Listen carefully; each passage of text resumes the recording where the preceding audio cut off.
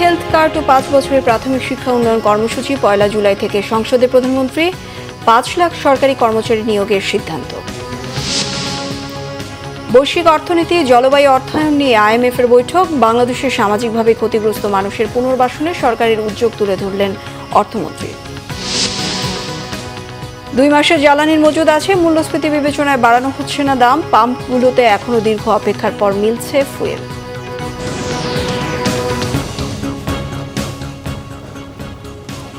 দেখছিলেন crown cement সংবাদ শিরোনাম।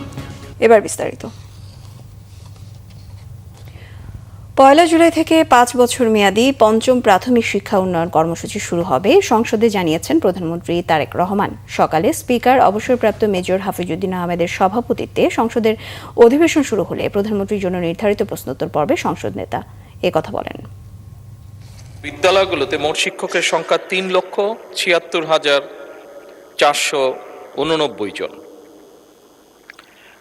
এর মধ্যে চতুর্থ প্রাথমিক শিক্ষা উন্নয়ন কর্মসূচির আওতায় ইতিমধ্যেই 1,30,000 শিক্ষককে ইংরেজি বিষয়ে প্রশিক্ষণ প্রদান করা হয়েছে।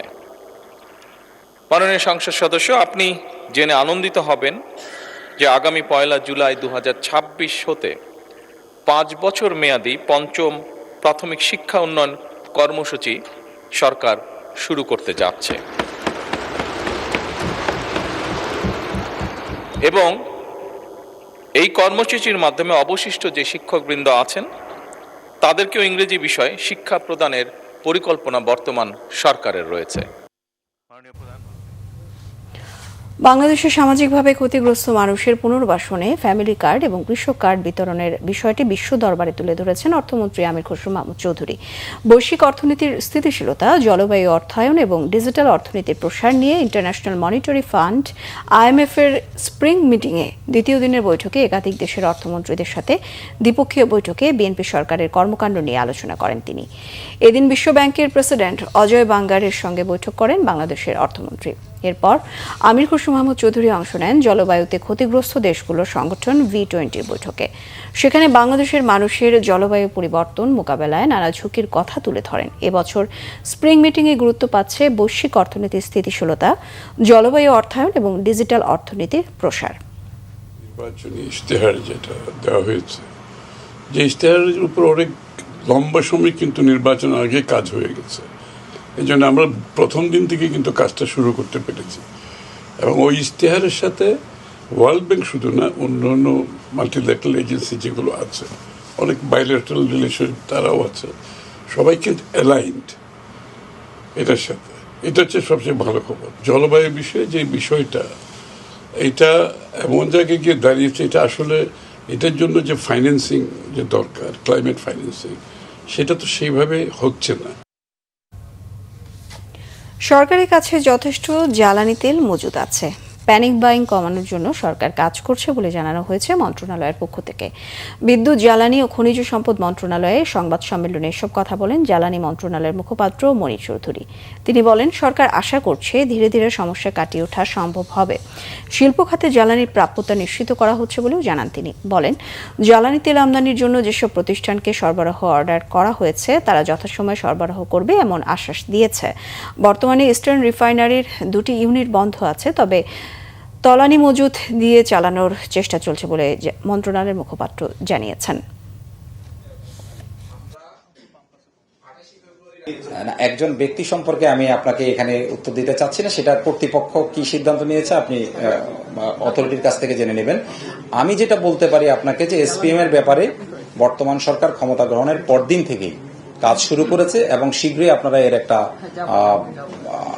ইতিবাচক দিক লক্ষ্য করবেন। প্রধানমন্ত্রীর অর্থ পরিকল্পনা উপদেষ্টা ডক্টর রাশেদ আল মাহমুদ তিতুমির জানিয়েছেন, বিগত সরকারের রেখে যাওয়া উচ্চ মূল্যস্ফীতি বিবেচনায় সরকার জ্বালানি তেলের দাম বাড়াচ্ছে না, তবে আগামীতে জ্বালানি তেলের দাম সমন্বয় করা হবে।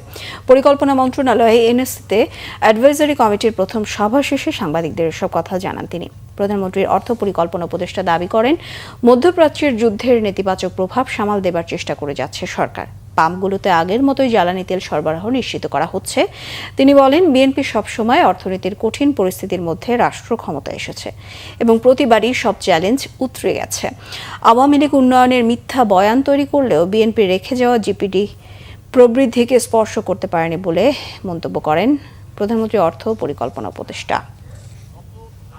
সঠিক সিদ্ধান্তের কারণে আপনারা যে কোনো পাম্পে যান, ঠিক ওই বছরের ওই সালে যে পরিমাণ তেল সরবরাহ করা হয়েছিল সেই পরিমাণ তেল সরবরাহ করা হয়েছে কিনা, এবং এখন সেই পরিমাণ তেল সরবরাহ করা হয়েছে কিনা আমরা দেখতে চাই। কোন পাম্প বা গ্যাস স্টেশন সেই সরবরাহ, এবং এই তথ্য তো সবার কাছে নিশ্চিত, তাহলে তো পাওয়া যাবে যে সরকার সরবরাহ নিশ্চিত করছে কিনা। দীর্ঘ লাইনে অপেক্ষা নিয়মিত হয়ে দাঁড়িয়েছে জ্বালানি তেল নিতে আসা গ্রাহকদের জন্য। ধৈর্য ধরে অপেক্ষা করছেন যানবাহন চালকরা। তবে তীব্র গরম জ্বালানি নিতে আসা গ্রাহকদের ক্লান্তি বাড়াচ্ছে দ্বিগুণ। কেউ ফজরে নামাজের পর, কেউ আবার রাত থেকে পাম্পগুলোতে লাইনে দাঁড়াচ্ছেন। তবে অপেক্ষার পর জ্বালানি পাচ্ছেন সবাই। যাদের ফুয়েল পাস আছে তারা পাচ্ছেন 10 লিটার, আর সাধারণ গ্রাহকরা পাচ্ছেন পাম্প ভেদে 5 থেকে 7 লিটার ফুয়েল। তবে নেই আলাদা লাইনের সুবিধা।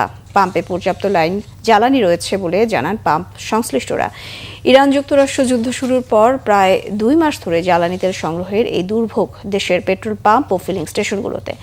সরবরাহ স্বাভাবিক রাখতে মে মাসের প্রথম সপ্তাহে অপরিশোধিত তেলের একটি বড় চালান দেশে আনার কথা জানিয়েছে সরকার।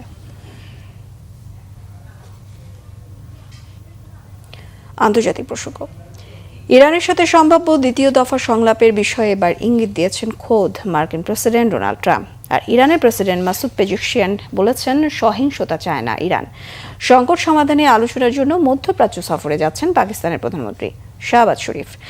ইরানের বন্দর হরমুজ প্রণালীতে প্রশ্নবিদ্ধ মার্কিন অবরোধ শুরুর 24 ঘন্টা না যেতেই শান্তি আলোচনা নিয়ে ইঙ্গিতপূর্ণ মন্তব্য করেছেন যুক্তরাষ্ট্রের প্রেসিডেন্ট। নিউ ইয়র্ক পোস্টকে তিনি জানিয়েছেন, আগামী 2-1 দিনের মধ্যেই পাকিস্তানে কিছু একটা ঘটতে পারে। আর ফক্স নিউজকে বলেছেন, ইরান যুদ্ধ শেষ হওয়ার পথে। এদিকে মার্কিন নৌ অবরোধের নিন্দায় ইরানের প্রেসিডেন্ট পেজেশকিয়ান বলেছেন, যুদ্ধ চায় না ইরান।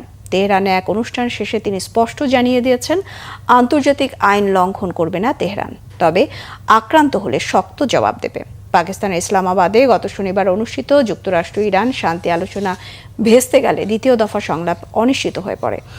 আবারও সংলাপে বসতে তুরস্কের আঙ্কারা আর সুইজারল্যান্ডের জেনেভার নামও ঘুরে ফিরে সামনে আসে। দ্বিতীয় পর্বেও যুক্তরাষ্ট্রের নেতৃত্ব দেবেন মার্কিন ভাইস প্রেসিডেন্ট জেডি ভ্যান্স।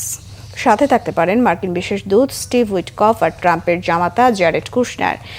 এদিকে আলোচিত কূটনৈতিক মধ্যস্থতা নিয়ে আলোচনার জন্য বৃহস্পতিবার সৌদি আরব সফর করবেন পাকিস্তানের প্রধানমন্ত্রী শাহবাজ শরীফ।